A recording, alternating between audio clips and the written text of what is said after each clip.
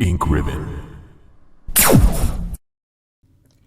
With the Mortal Kombat Legacy Collection and Mortal Kombat 1 having reset the timeline again, I thought it was time for me to cover the goriest game that we were all probably too young to be playing, but I decided to start with the original game. My name is Liu Kang. If you want to get to the top, you gotta get through. So that's right, we're going all the way back to Mortal Kombat 1. No, not that one. Thank you, Ed Boone, for naming the new Mortal Kombat in a way that now makes searching for the original impossible. Sit back and relax, because these are secrets, Easter eggs, lore, and development information about the original Mortal Kombat. You get an opponent, you can rip off his head or something like that. Sounds like a pretty thrilling game, and this is the kind of violence that critics are pretty worried about. Number 10. Unused Content. As with most games, there are things that weren't able to make it into the game. First is unused sprites and animations, like this one of Goro falling to his knees and turning to stone, possibly as an alternative death animation. Johnny Cage has an unused flip kick, which was actually brought back as a move in Deadly Alliance.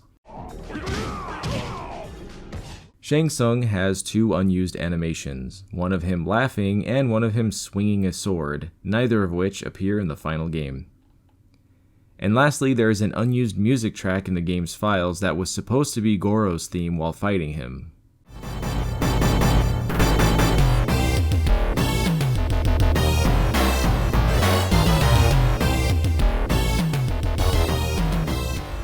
Number 9. Storyline. While most of us probably skipped it or just never saw it, Mortal Kombat has cards in various parts of the game that displayed elements of the story and lore. I wanted to see if there was any interesting character changes that may have changed or become non-canon, but much to my surprise, it's pretty spot on. I think because the characters die and come back to life throughout the series that the canon would be a mess, but I guess it's only when it comes to kills. This is also the first game after all. Liu Kang left a group called the White Lotus, which is a secret society and one of the clans you can join in Mortal Kombat 10. Raiden is said to have possibly been invited by Shang Tsung, but in Mortal Kombat an invitation is usually more of a demand or a threat than anything. Raiden also apparently took human form to compete in the tournament. Scorpion and Sub-Zero have a much simpler storyline that hadn't been fleshed out yet, instead simply being from opposite ninja clans. Other than that, Sonya is Special Forces, Kano is Black Dragon Criminal, Johnny Cage is an actor, and everything else is exactly as you'd expect. Now, the endings are probably where things get a little bit wonky story-wise. Johnny Cage realizes how important his fighting skills are and goes back to Hollywood to film the Mortal Kombat movie. Kano takes over the tournament and runs it into the ground after destroying it causes something called the Battle of the Sans, whatever that is.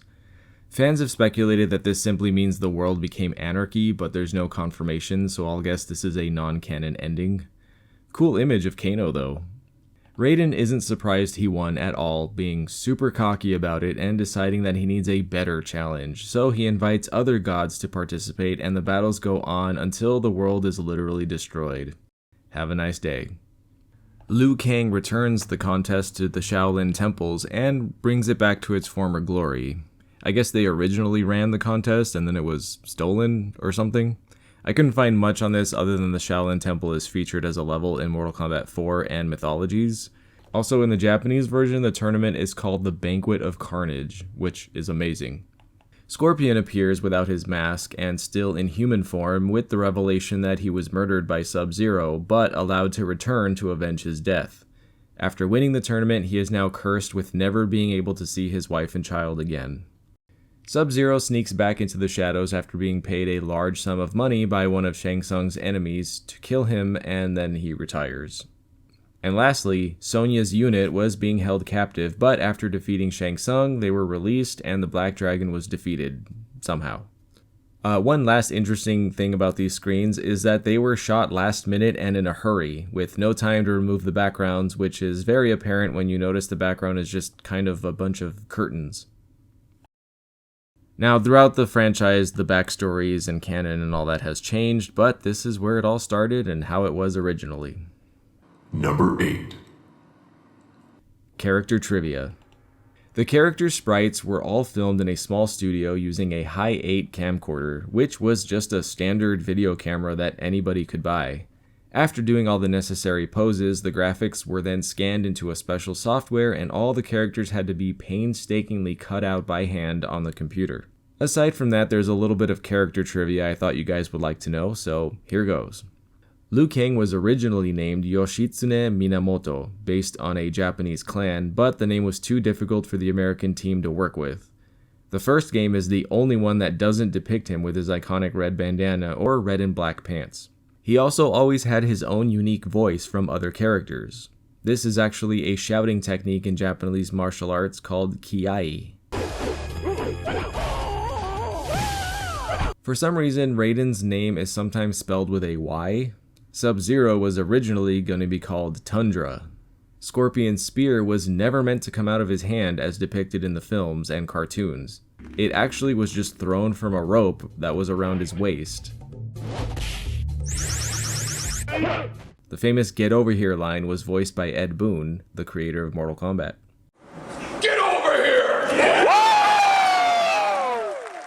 Johnny Cage was supposed to be portrayed by Jean-Claude Van Damme, but he was working on a different game at the time and declined. Ironically, the game he was working on was never released. Many of the actors were either members or employees of a fitness center in Chicago the developers went to, allowing them to audition without even knowing. Sonya was the last character added. She was inspired by the karate champion Scythia Rothrock, and Sonya is named after Ed Boone's sister. Originally, Sonya was going to be the character that would later become Stryker, but was changed into a female character instead. Goro is the only character to not be captured from a real actor, instead using a stop-motion figure. Ermac began as a rumor due to Ermac, or Error Macro, being listed alongside other stats like how many battles with Reptile you've had. Nimbus Terrafo was a rumored character until it was revealed that it was an April Fool's joke by EGM magazine, first mentioned in the December 1993 issue. Number 7. Stage trivia. Starting with the courtyard, it was inspired by a scene from Enter the Dragon, a famous Bruce Lee film.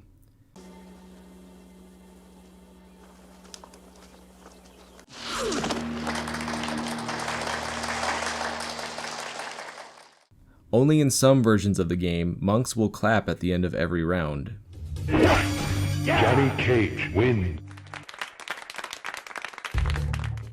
The level was changed in Mortal Kombat Trilogy with the monks not being animated, the sky was darker, and Shang Tsung was replaced with Shao Kahn. Mortal Kombat Deception brought this level back, but had to edit it, making it a 3D level, so now it was more of a square that you could go around. Then there's the Palace Gates, the only stage from the original that didn't appear in the 2011 reboot. The Buddha statue that is shown in the background was actually a garden ornament borrowed from a neighbor.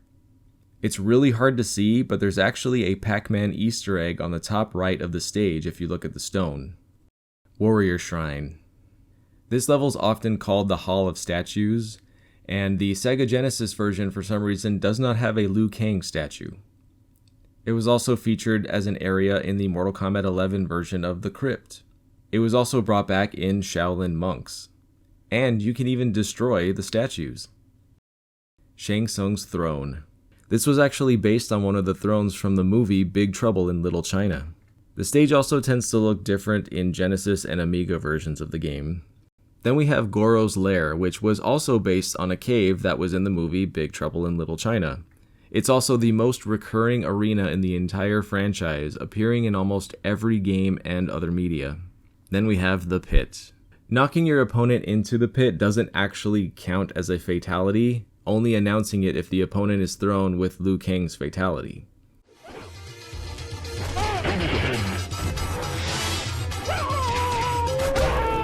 Liu Kang wins. Fatality. It's also technically the first stage fatality in the series. There is a random chance that a shadow will appear over the moon, and there's several different variations of it, including a UFO, Santa Claus's sleigh, a rocket, a witch, and what appears to be the kids from Peter Pan. Then there's also the pit bottom, where you can fight Reptile. The faces of the developers can be seen among the dead bodies and heads and stuff. The story behind this area is that Shang Tsung grew tired of how many people managed to survive the fall into the pit, so he put Reptile down there to take care of any survivors. And lastly, not technically a stage, but the Test Your Might didn't return to Mortal Kombat until Deadly Alliance 10 years later. It appears after 3 consecutive wins and has 5 materials to break, which are wood, stone, steel, ruby, and diamond. Your might.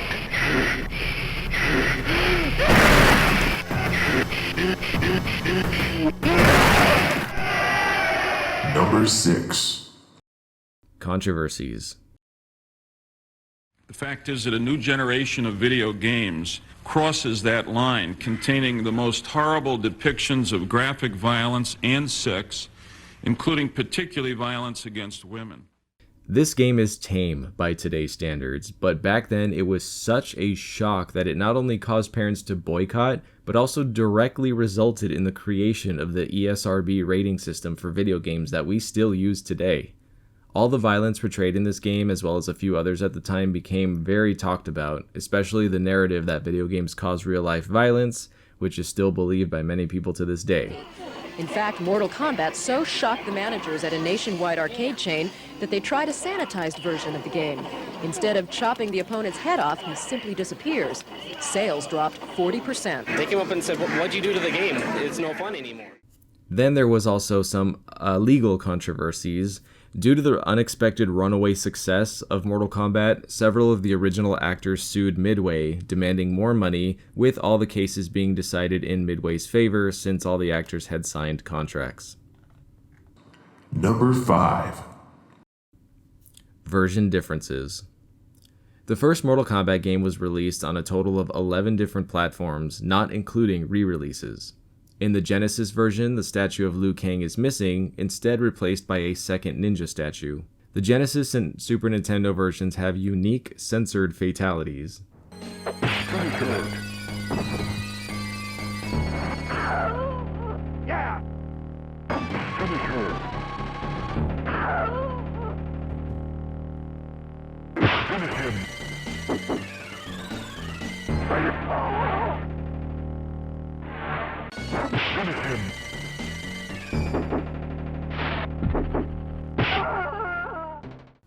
The Game Boy version was popular due to the fact that it was the only version of the game where you could play as Goro.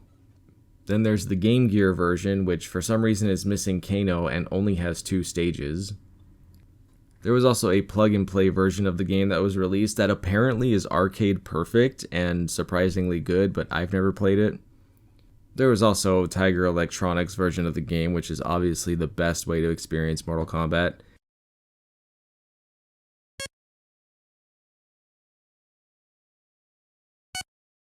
And there was also something called Tiger Barcodes version where you had to like scan cards and stuff, which I don't even know what that is, but there you go. Number 4. Cancelled remakes.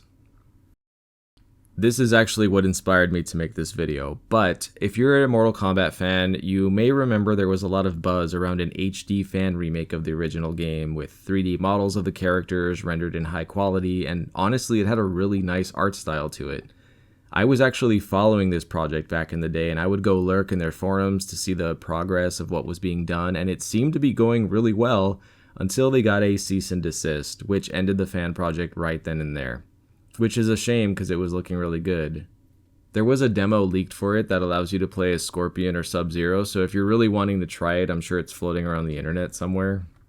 There was also an official remake being made, which was interesting because instead of a typical remake with high-end graphics, they cast actors and reshot all of them in costume the same way they did the original games, though in much higher resolution. It looks like it was going to have features like character progression and online play, but despite all the work done on it, it was cancelled, and to this day we still don't really know why.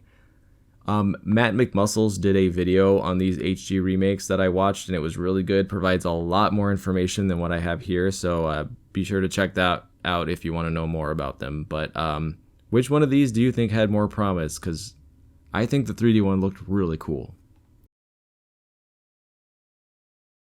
Number 3. Secrets. Even though it was a new game made by an extremely small team, there were a few hidden secrets in the game. When you lose, you get a game over screen showing the sky above the pit level. Unknown to a lot of players, there is a secret game over screen where in about 1 in 30 games where the camera would slowly pan down to the bottom of the pit. Speaking of the pit, this level was actually cleaned up and censored in a lot of versions of the game with the blood and the bodies removed. The most famous secret of this game was being able to fight against Reptile. Occasionally you'll see him appear at the beginning of a fight with a secret message that is a hint about finding him. First, you have to fight in the pit stage on single player and wait for a silhouette to appear in front of the moon. You also not only have to get a double flawless victory, but you also can't block, and you have to perform a fatality. Not the pit fatality, a regular fatality.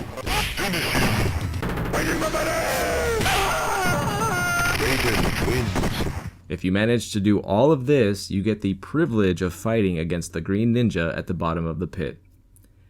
And that's it. You don't unlock him as a character or anything, you just get to fight him. They really made us work hard for our secrets back then, didn't they?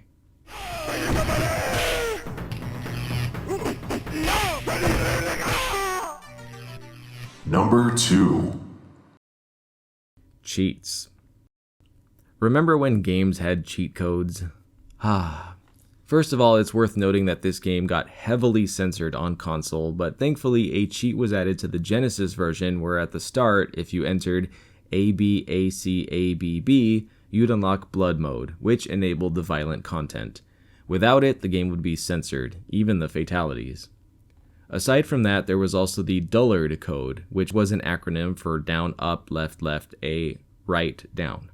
If entered at the main menu, you unlock Cheat Mode, which was a bit confusing because instead of just choosing cheat options, it's listed as flags that are numbered. So here's what they do. Flag 0 will give you 1-hit kills against the computer. Flag 1 will give you 1-hit kills against you. Flag 2 causes silhouettes to always appear in the pit. Flag 3 makes the head of Probe Entertainment, Fergus McGovern, bounce around the screen of the pit stage. Flag 4 gives you clues about finding Reptile, always appearing at the beginning of a round. Flag 5 is infinite credits. Flag 6 is that the CPU opponents will always perform a fatality. And Flag 7 is that you will always fight on the Palace Gate stage.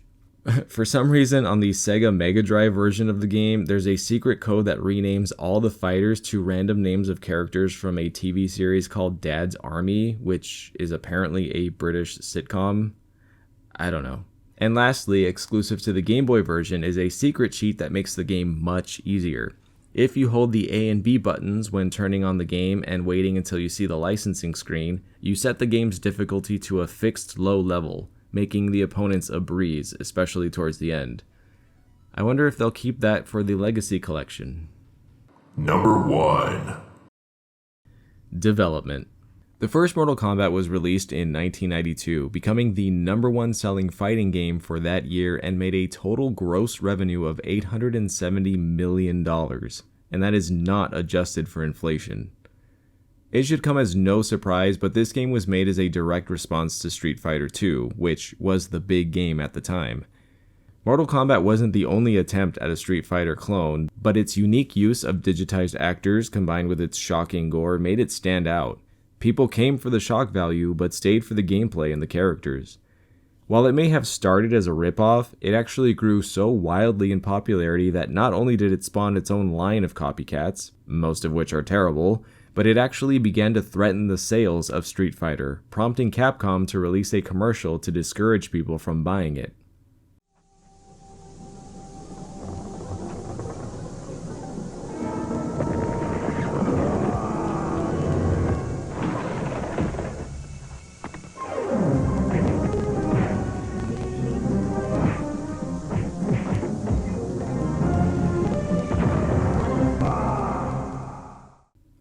Mortal Kombat also pioneered several things into the fighting game genre, including combos and finishing moves.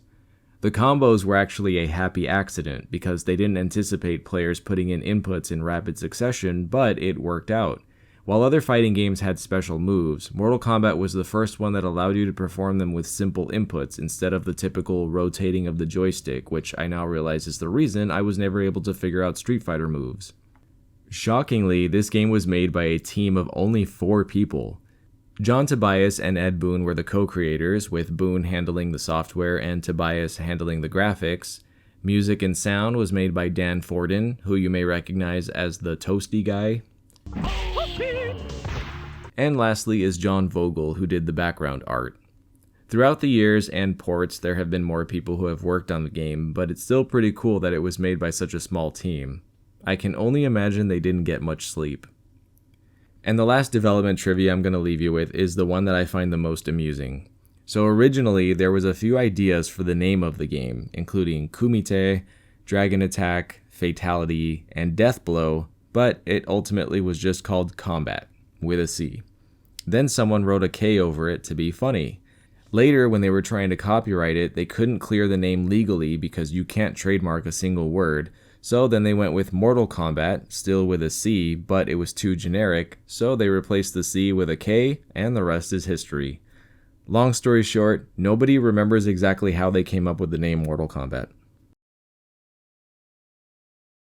This is one of those games that I've been literally playing since the beginning of the franchise, and the only game that I haven't played in the Mortal Kombat series is Armageddon. Even though I'm terrible at the game, I just wanted to make a video about it for any of you who are also Mortal Kombat fans, and I hope you enjoyed learning about it because I sure did. But that's it for today, so if you learned something new, then perform a fatality on that like button, and be sure to subscribe for more content just like this. Remember to drink water, and until next time, I'm Kai Morgan, and as always, thanks for watching Ink Ribbon. And as for you, haha, you'll see, I'm gonna do my animality. Gonna do my animality. You will want to release my rage, and I know you suck. Round 1,